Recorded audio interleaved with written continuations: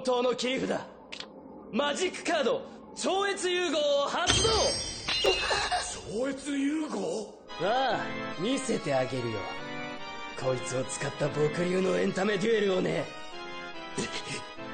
自分フィールドに融合素材モンスターが2体存在するとき、超越融合の効果により僕はライフを1000ポイント払ってその2体を融合する。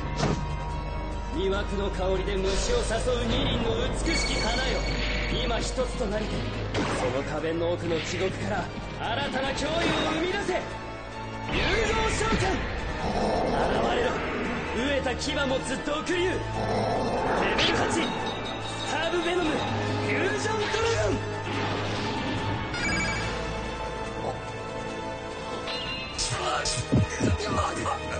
これはまだ序の口。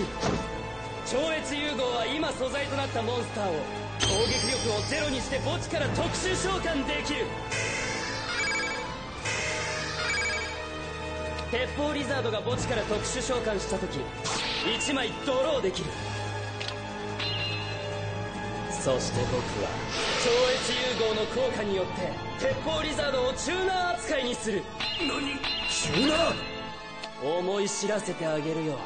僕はもうユーゴと一心同体だってことを。僕はレベル4のセファロタスネイルにレベル3の鉄砲リザードをチューニング。その惜しくも美しき翼翻し光の速さで敵を撃て。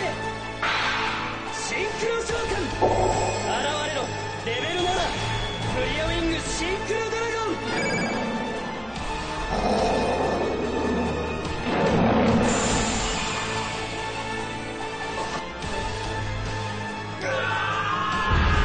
Hello everyone, it is Dylan from Clueless Gamers or Yu-Gi-Oh! Everything, and welcome back to another Yu-Gi-Oh! Arc 5 review. Today I will be reviewing episode 133. Now just a fair warning, it is 3 in the morning when I'm recording this. I've just had so much work tonight. I've been feeling a little under the weather. I want to get this review out, so by the time I post it, it's going to be like 6, 7 a.m. So if I sound a little out of it, that's why. It's just very stressful right now between, I think I'm coming down with an illness, and on top of that, just so much stuff is due this week in college, and I'm sure you guys in school, this is like the really brutal time, so I'll do my best to try to get through this and sound as pepped up as possible. But just before we get into this, no episode next week. I'm sure most of you guys know that. There is a break for Arc 5. 134 will be airing December 11th that week and not December 4th. Just wanted to make that quick announcement for those of you that may have missed it. But anyway, let's get on with the review. I really hope you guys enjoy.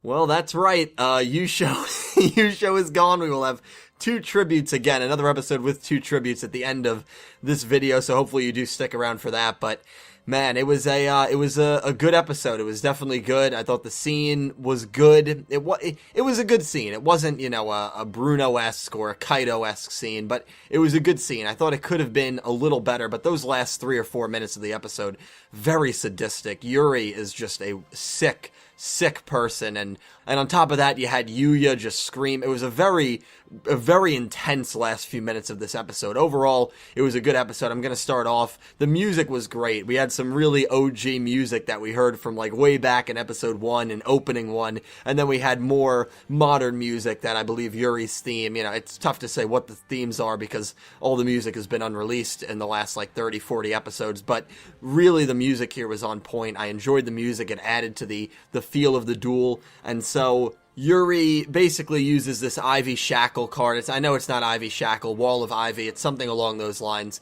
I watched the episode like 6, 7 hours ago, so usually I record these right after I watch the episode, so it's a little out of my head, so I apologize if I get some of the names wrong. But it covers Yusho's monsters in these Ivy kind of shackles, and Yusho has to take 800 points of damage for every monster he controls, so he takes 800 points of damage, and I like what they did here with the flashbacks of Yuya, because at this point Yuya's back in his own body, and Yuya's back in his own mind, I should say, and he's talking to Yuto, and he's getting flashbacks of exactly what Yusho did when Sky Magician was trapped when he was watching with his mom when he was a young kid. I thought that was really cool that they kind of did that. We also knew Yoko was going to talk in this episode. I think everyone knew it was going to be in a flashback. It wasn't a flashback, so I'm glad they didn't do something where, like, Yuri carded Yoko and, like, used that as leverage or something like that. I'm just glad they didn't do that, because there were some theories that that's what was going to happen.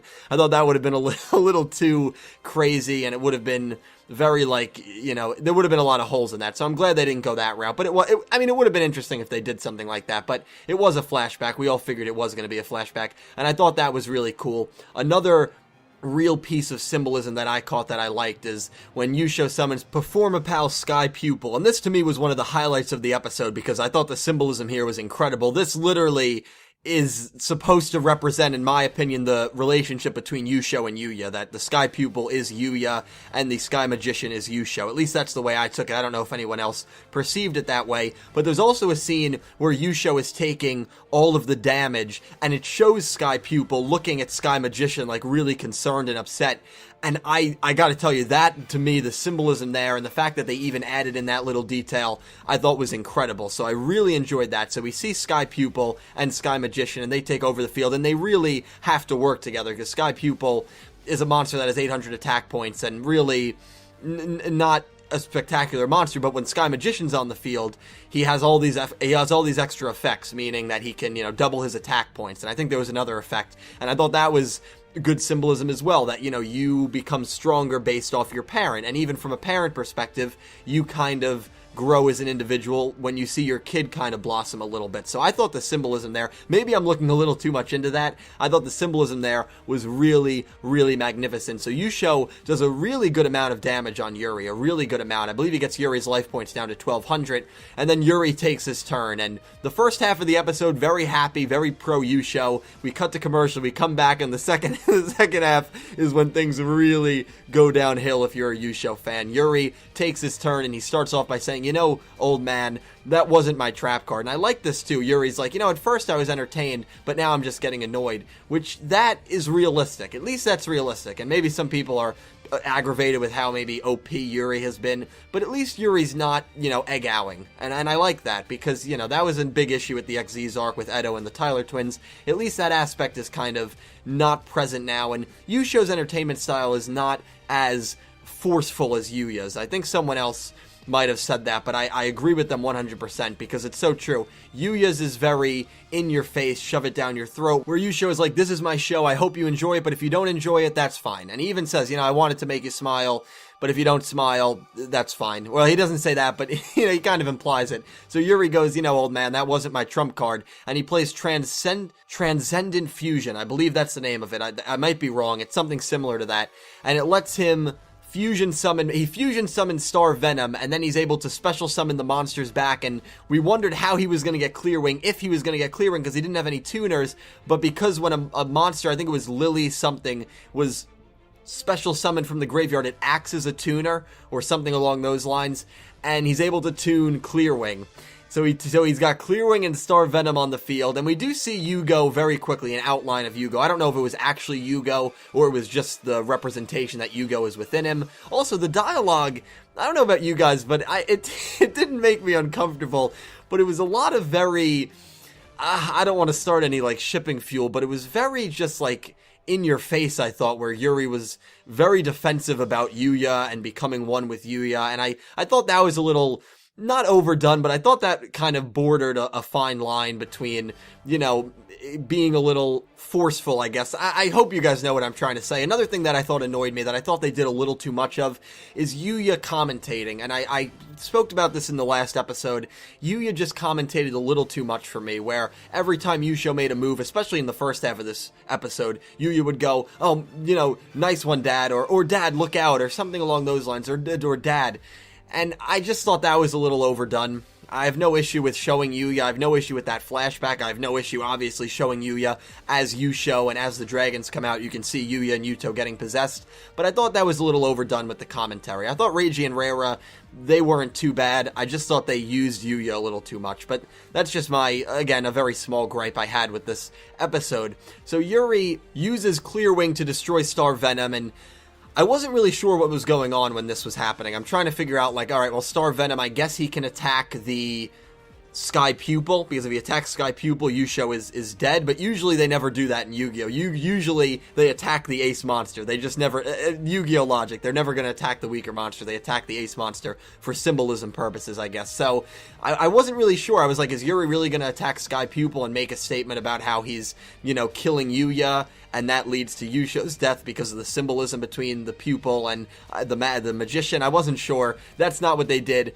Yuri activates 2 continuous spell cards, and as he's talking about the effects, it slowly starts to hit me at what's going to happen, and it is it's an infinite loop. It's similar to the first review I ever did, episode 99, when Akiba Reiji put Jean-Michel Raget in an infinite OTK loop. It's pretty much the same exact thing, except it's not an OTK.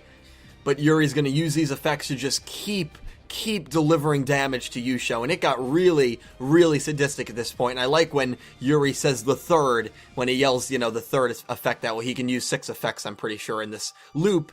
And then it shows the professor, and he says, the third girl, transfer her. I thought that was maybe a little corny, but I thought that was a pretty good transition. And so Rin gets transferred. Rin is killed, and just like Ruri and Yuzu, no one really thinks twice about it. We cut back to the duel. As Yuri is pretty much about to finish off Yusho, Reiji gets up and says, I can't watch this anymore, I have to do something. Reira stops him, and then Yusho says an interesting line, and he says, we can't keep fighting like this, interfering won't help. And I wonder what he meant by that. And maybe I'm just looking too much into, sometimes I look too much into specific lines, but what does he mean by we can't keep fighting like this? Fighting in a brutal, interfering style, fighting with hatred? Maybe that's what he meant, because Reiji clearly was angry at Yuri. I think that's what he meant there. We can't keep fighting with hatred. And I just wonder if there's more to that line. That to me was a line that stood out. Maybe I'm looking too much into that. And again, if you guys have any theories about anything, as you know, I always want you guys to comment down below. And, you know, I love reading what you guys have to say, because you guys do point out a lot of things that I miss or that I just forget to talk about. But Reiji doesn't interfere.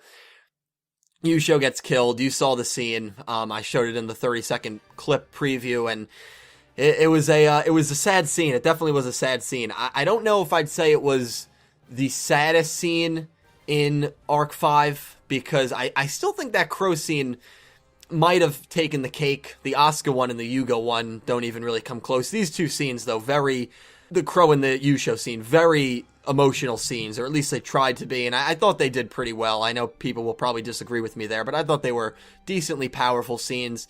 Yusho getting killed in front of his own son, I mean, and then Yuri with that ridiculous smile. Yuya just loses it, enough power to break out of that magic card, and at this point, it's going down. Yuya versus Yuri. I'm going to show you guys the preview, but here's the thing about it. Whoever wins, Zark wins, right? So isn't this duel kind of like, it doesn't really matter, because Zark's going to win. Now, I might be wrong there. I'm still very excited for the duel. We'll see what happens. You guys let me know your predictions. Let me know what you thought of that scene, by the way, that death scene. Things you might have done differently to make it a little better. Maybe I would have had Yusho think about his past. And I like how he acknowledged that Yuya is not his son. He literally says that. And that's when Yuri went on like a mini rant, like, he basically said, shut up, no one's going to take him from me. And I know that's mainly Zark talking, but, you know, maybe if Yusho had a flashback of Yoko and a flashback of training Yuya, and then that scene where Yuya was in tears saying dad, or actually Yuya wasn't even in tears when it happened. If he had a couple tears in his eyes and said dad, and then Yusho maybe out loud said smile Yuya instead of thought it, that I think would have been a little better. But you know what? Nitpicking, good scene, powerful scene.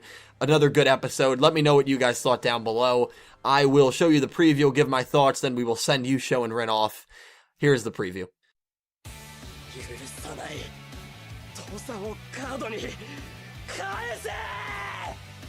このカードが欲しいんだろ？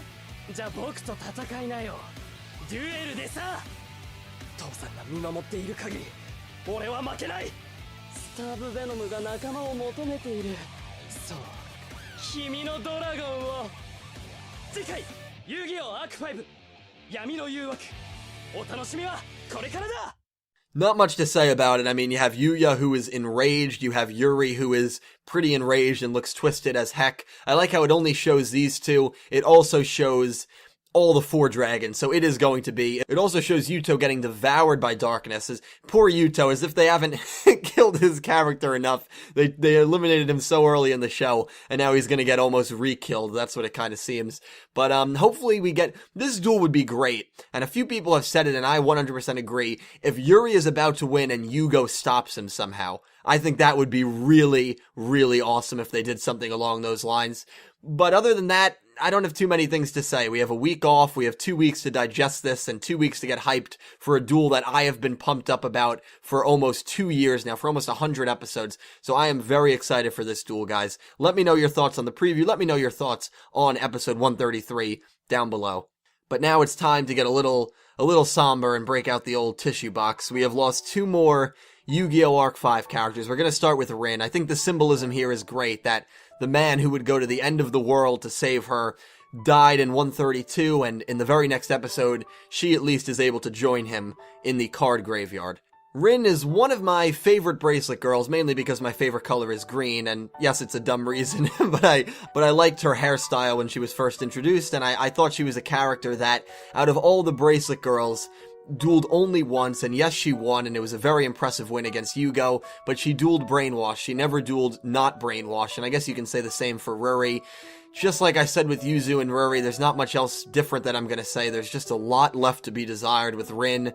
Either way, she will be missed by the Yu-Gi-Oh! Community, and it's just always gonna be that question of what she could have been more than what she actually was. But moving on to the more notable of the two, Yusho Sakaki, a character that we were introduced to at the very, very beginning of Yu-Gi-Oh! Arc 5, and it is a shame that the only full duel he competed in, he did die, and that was it for Yusho. But I have to say, he was, even though he recognizes that he's not Yuya's actual father, a father that I think every person, every male can look up to and strive to be. He cared so much about his son, he cared so much about his family, and he cared so much about just entertaining people and bringing happiness to society. And at the end of the day, if we had everyone that had the same mindset as Yusho around the world would be a much safer and happier place. Yusho is almost the person that you kind of strive to be, a very caring father, a very devout husband, but more importantly, just a genuinely selfless, charitable, and noble person. Yusho Sakaki, Rin, may you both rest in peace.